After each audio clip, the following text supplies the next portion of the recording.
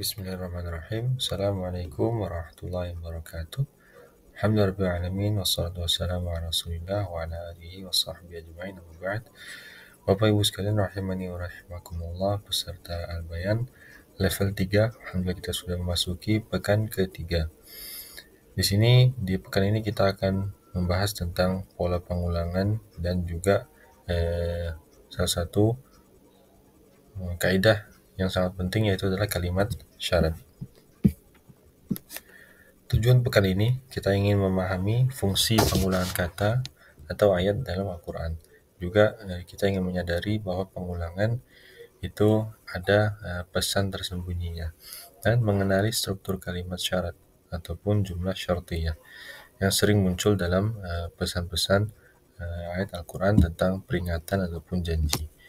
Baik, jadi gaya pengulangan dalam Al-Quran ini sering kita dapati bahwasanya ayat-ayat Al-Quran terdapat pengulangan.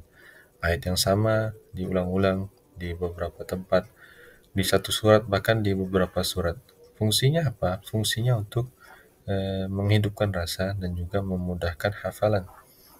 Ya, karena Al-Quran ini dibuat mudah oleh Allah Subhanahu Wa Taala, sehingga ayat-ayat yang diulang ini akan memudahkan bagi kita untuk menghafal, dan juga sebagai taukid ataupun memberikan penegasan dalam kebenaran ataupun peringatan. Contoh ayat yang kita dapati ada pola pengulangan yang sudah ma'ruf, yaitu di surat Ar-Rahman di ayat fabi'ayyi ala'i rabbikuma tukadziban, diulang 31 kali di surat ini, ya. Dan juga ada walaqad yassarnal qur'ana lidzikri, ini juga diulang 4 kali di surat Al-Qamar. Dan juga wailu yauma idzil lil mukadzibin, ini juga diulang-ulang 10 kali di surat Al-Mursalat. Dan masih banyak contoh yang lain, tapi ini segelintir contoh yang memberikan kita gambaran bahwasannya pengulangan ayat dalam Al-Quran itu ada fungsinya tersendiri, terutama sesuai dengan konteks dari surat tersebut. Jadi pengulangan ini tidak terjadi tidak hanya untuk mengulang-ulang saja, ya, ada makna tersembunyinya, dan biasanya untuk mengajak kita berpikir. Dan disinilah kita mulai melihat bagaimana Al-Quran menggunakan kalimat syarat, ya, ataupun jumlah syartiyah yang sangat sering muncul di tengah ekspresi pengulangan ini. Lalu kita akan pelajari apa itu jumlah syartiyah atau kalimat syarat. Kalimat syarat, ya, adalah struktur kalimat yang terdiri dari syarat, kondisi, dan jawaban akibat. Ya, jadi strukturnya hanya dua saja dari kalimat syarat. Syarat, ya, kondisi, dan juga jawaban akibat. Ya, jadi sebab dan akibat. Dan ini sering digunakan untuk menunjukkan konsekuensi awal, menyampaikan hikmah, dan juga memberikan peringatan. Ya, jadi ini memberikan sebab akibat. Itu sederhananya. Struktur dasarnya, ya, ada dua komponen utama. Pertama, kalimat syarat, ya, awalannya, bagian awal yang berisi syarat ataupun kondisi. Dan juga yang kedua adalah kalimat jawaban, bagian akhir yang berisi hasil ataupun konsekuensi dari syarat. Nah, jadi kita berikan ini, ya, struktur komponen utamanya. Polanya ada 3, pola yang umum, ya. Kita bahas satu-satu. Pola yang pertama adalah in, fa, ya. In artinya jika, fa artinya maka.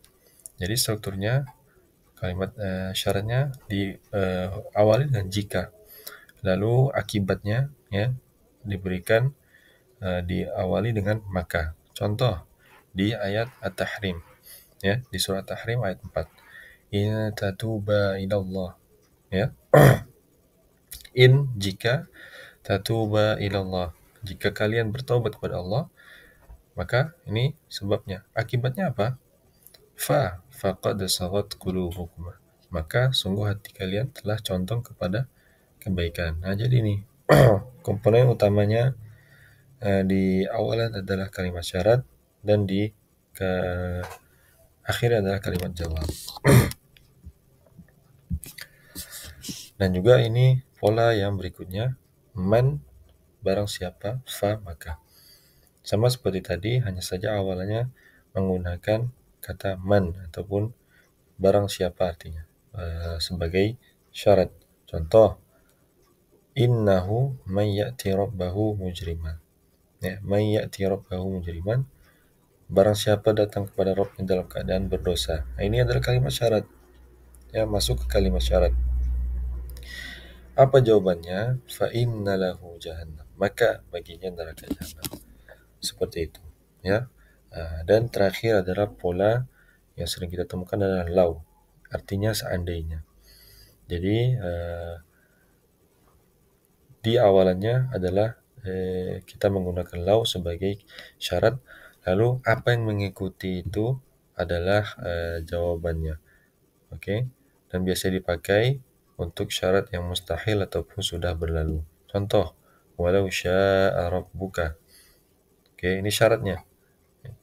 Dan seandainya Rabbmu menghendaki, apa jawabannya, apa akibatnya? La'amana man fil ardi kulluhum jami'an.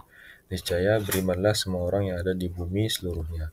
Ini pola dari law. Ya, syaratnya satu dan jawabnya dia tidak ada huruf tertentu, tapi sebagai kalimat kesatuan jawabannya. Baik, ini adalah latihan yang kami berikan untuk Bapak Ibu sekalian. Nanti bisa berlatih bersama pengajarnya di sesi Zoom.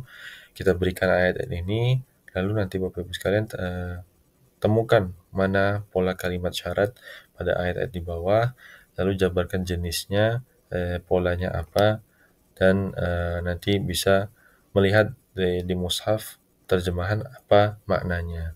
Ya, seperti itu. Yang paling terpenting, alhamdulillah kita sudah masuk ke pekan 3. Tentunya perbendaharaan kosakata kita makin menambah ya, dari kita berikan kosakata terus setiap pekan. Ini yang saya harapkan bisa dimaksimalkan ya, mempelajari kosakata, karena insya Allah jika kita punya banyak pembenaran kosakata, 50% apa yang kita baca itu insya Allah kita bisa pahami, walau mungkin tidak paham konteks seluruhnya ataupun dari kaidah seluruhnya. Yang penting kita memahami kata per kata, ini sudah sangat bagus. Ya, jadi makin semangat memperkuat dari kosakata dan memperlancar lagi dan juga mengulang-ulang materi pekan-pekan lalu, karena di Al-Bayan materinya bisa diakses kapan saja, bisa dibuka kapan saja, bisa diulang kapan saja. Baik, rangkuman pekan ini ya. Jadi tadi kita sudah mempelajari bahwasanya pengulangan dalam Al-Qur'an adalah cara dari Allah Subhanahu wa taala untuk membangun makna yang dalam. Juga kita mempelajari kalimat syarat yang memperlihatkan hubungan sebab akibat dalam wahyu. Ya. Ini yang kita pelajari pekan ini, insyaallah tidak terlalu berat dan silakan dipelajari dengan baik, dipersiapkan materinya untuk mengikuti sesi Zoom besok insyaallah ta'ala bersama pengajarnya. Ini saja yang ingin kami sampaikan, lebih kurangnya kami mohon maaf. Billahi taufiq wal hidayah. Wassalamualaikum warahmatullahi wabarakatuh.